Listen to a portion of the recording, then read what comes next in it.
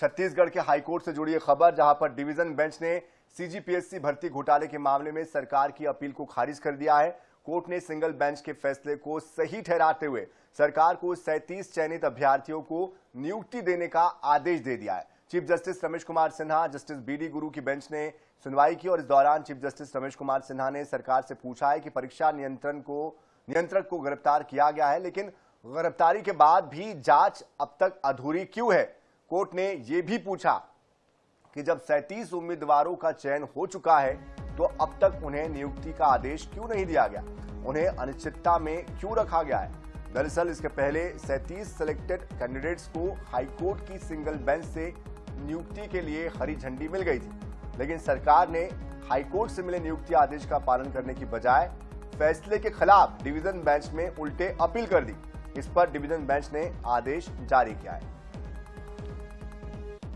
तो देखिए, 37 ऐसे अभ्यर्थी हैं चयनित जिनको की नियुक्ति करनी थी और कोर्ट ने कह भी दिया था कि इनकी नियुक्ति की जाए, लेकिन पता नहीं क्यों सरकार ने उल्टे अपील दायर कर दी। इस पर अधिक जानकारी के लिए पंकज गुप्ते हमारे साथ लगातार बने हुए हैं बिलासपुर से ही। पंकज, आखिरकार ये जो अपील है वो क्यों दायर की गई, जब ऑलरेडी पहले से ही कोर्ट ये कह रहा है कि इनकी नियुक्ति कर दीजिए? दिक्कत क्या थी, क्या कहा गया इस अपील में?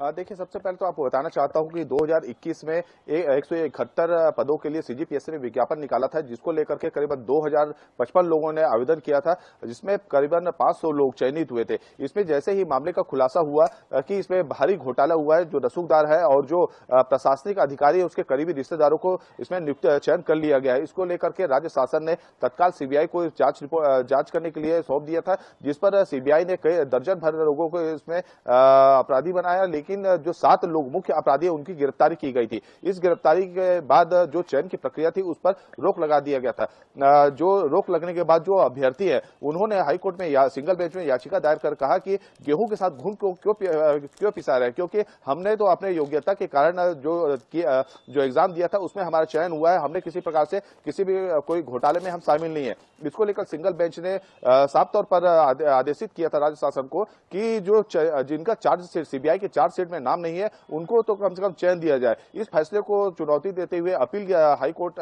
राज्य शासन ने डिवीजन बेंच में, चीफ जस्टिस के डिवीजन बेंच में अपील किया था, जिसमें प्रारंभिक सुनवाई पर भी स्टेटस रिपोर्ट हाईकोर्ट द्वारा मांगा गया था, जिसमें आज फिर से सुनवाई हुई, जिसमें